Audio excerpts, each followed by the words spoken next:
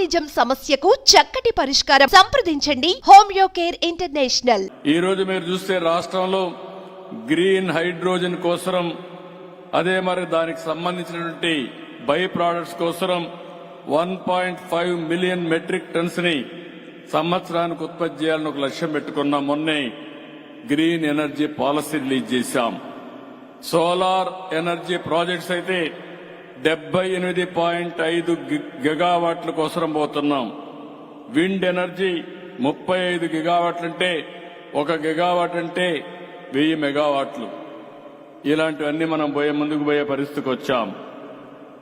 అదే సమయంలో pumped storage projects 22 గిగావాట్ల వెళ్తున్నాం. బ్యాటరీకి కూడా ముందుకు పోయి 25 గిగావాట్ల ఫర్ అవర్ బ్యాటరీకి వెళ్తున్నాం. ఎథనాల్ 1,50,000 కిలోలీటర్స్ ప్రొడ్యూస్ చేయాలనుకుంటున్నాం. బయో సిఎన్జి సిబిజి 10,000 టన్నులు ఫర్ డే ఉత్పత్తి చేయాలని ఒక లక్ష్యంగా పెట్టుకున్నాం. క్లీన్ టెక్ మ్యానుఫ్యాక్చరింగ్ 20 గిగావాట్స్ పెట్టుకున్నాం. ఛార్జింగ్ స్టేషన్స్ ఎక్కడికక్కడ పెట్టి మినిమం 5,000 పెట్టాలని, అవసరమైతే ప్రతి ఒక్క 30 కిలోమీటర్లకు ఒక ఛార్జింగ్ స్టేషన్ పెట్టి ఎక్కడా ఇబ్బంది లేకుండా అన్ని వాహనాలను కూడా ఎలక్ట్రికల్ వాహనాలుగా మార్చాలని పెద్ద ఎత్తున ప్రోగ్రాం పెట్టుకున్నాం. దీనివల్ల మీ ఇంట్లో మీరు ఛార్జ్ చేసుకోవచ్చు, బయట వస్తే కూడా ఛార్జ్ చేసే అవకాశం ఇస్తాం. ఎనర్జీ మీద ఒక యూనివర్సిటీ పెడతాం.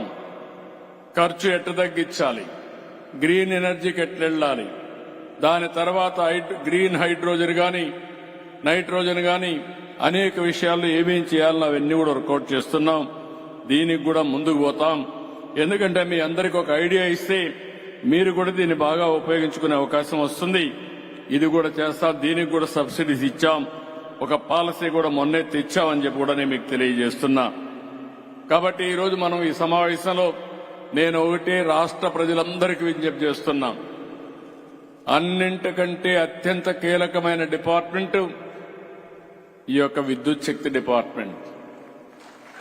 ఎందుకు నేను ఈ మాట వాడుతున్నానంటే, ఈ డిపార్ట్మెంట్ గాని సమర్థవంతంగా రన్ కాకపోతే ఉద్యోగాలు రావు, ఆర్థిక వ్యవస్థ బాగుపడదు, ఇంకొక పక్క మన ఆదాయం పెరగదు, మనకు అన్ని ఇబ్బందులు వస్తాయి. అందుకే ఈ డిపార్ట్మెంట్ స్ట్రీమ్ లైన్ చేసే బాధ్యత తీసుకుంటాం, ప్రక్షాళన చేస్తాం. ఇంకా అనేక సమస్యలు క్రియేట్ చేశారు. ఆ సమస్యలన్నీ కూడా అధ్యయనం చేస్తున్నాం.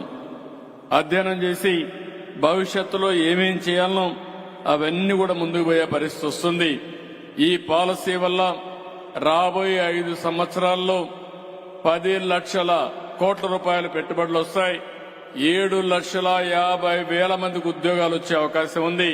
దీనికి శ్రీకారం చుట్టామని చెప్పి కూడా నేను మీకు తెలియజేస్తున్నా. ఇప్పటికే ఎన్టీపీసీ జెన్కో ఇద్దరు కలిసి దగ్గర 2 లక్షల కోట్ల రూపాయలు పెట్టుబడులు పెట్టడానికి ముందుకు వచ్చారు. దీనివల్ల 1,22,500 మందికి ఉద్యోగాలు వస్తాయి. ఇవే కాకుండా గ్రీన్కో గాని, ఎకోరన్ అని, రిలయన్స్ ఇలాంటి కంపెనీలు చాలా ముందుకు వచ్చాయి.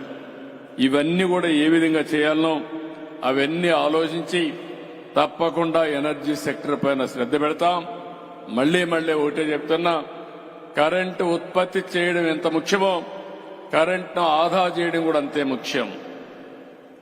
మనం అందరం కూడా ఒక సమాజానికి మంచి జరగాలంటే, ఎన్విరాన్మెంటల్ ప్రొటెక్షన్ ఉండాలంటే, వాతావరణాన్ని కాపాడుకోవాలంటే మనం చూస్తున్నాం ఈ మధ్య వాతావరణం సమతుల్యం తప్పిపోయింది. క్లౌడ్ బరస్టింగ్ అవుతా ఉంది. కొన్ని దిక్కల వర్షాలు పడితే విపరీతంగా పడుతున్నాయి. ఓసారి వర్షాలు పడకపోతే వర్షాలు పడే పరిస్థితులు కూడా లేవు. ఇవన్నీ కూడా మనం బ్యాలెన్స్ చేయాలంటే భవిష్యత్తు గురించి ఆలోచించాల్సిన అవసరం ఉంది. అందుకే ఎనర్జీ అనేది చాలా క్రూషియల్ రోల్. ప్రపంచం అంతా కూడా దిశగా పోతున్నారు. కేంద్రంలో ముఖ్యంగా ప్రధానమంత్రి గారు వికసిత్ భారత్ కోసం స్పష్టమైన ప్రణాళిక పెట్టుకున్నారు.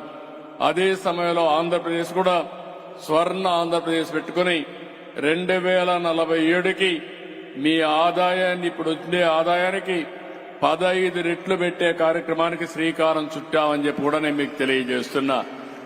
అది జరగాలి. సుమన్ టీవీలో మీ పర్సనల్ అండ్ బిజినెస్ ప్రమోషన్స్ కోసం కింది నెంబర్కి కాంటాక్ట్ చేయండి.